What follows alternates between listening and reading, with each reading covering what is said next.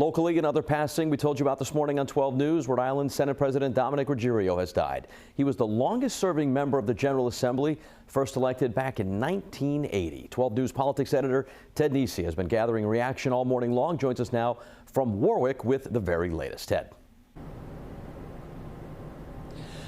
Well, Patrick, this news, while perhaps not a shock after the Senate president had been battling cancer for a year and had been visibly frail in interviews with us while presiding over the Senate, it was still stunning to many who had hoped he would rally. In fact, in recent weeks, some of the folks who spoke with him had told me they thought he was doing better, they thought he was improving, but in the end, a health setback had him back in the hospital last week, and his office announced his death early this morning. Now, Rhode Island is a very small state, so this is, while a political loss and a major leadership change coming at the Rhode Island State House, it's also a personal loss for many who knew Ruggerio. He was 76 years old, lived in North Providence all his life, was a Rhode Islander all his life. Among those who knew him well was Rhode Island U.S. Senator Jack Reed, who actually went to LaSalle Academy High School with Senate President Ruggerio, and they played together on the football team. Here's some of what Senator Reed said when I caught up with him just a few minutes ago.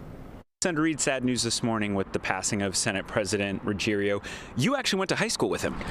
I did go to high school with him at LaSalle. I played football with him, and he was a remarkable gentleman even then.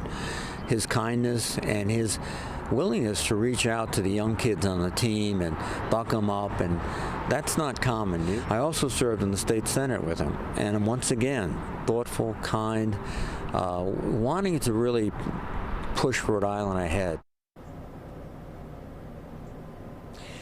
Well, and much like with the situation with the Pope, there's a bit of a split screen now at the State House where the public focus is very much on paying tribute to Senate President Dominick Ruggerio. We're awaiting word on funeral arrangements. The Senate will not be meeting tomorrow. I would expect they won't be meeting for the rest of the week. But behind the scenes, the machinations have begun about who will succeed him. Multiple names in play, the phone lines burning up as different senators quietly seek support to see if they will have the votes to be the next Senate president. That name not yet emerging at this hour, but we're working the phones ourselves to try to learn who will likely be the next one in one of those three big jobs at the State House. We'll have much more coming up live at 4, but for now, live in Warwick, I'm Ted Nesi, 12 News.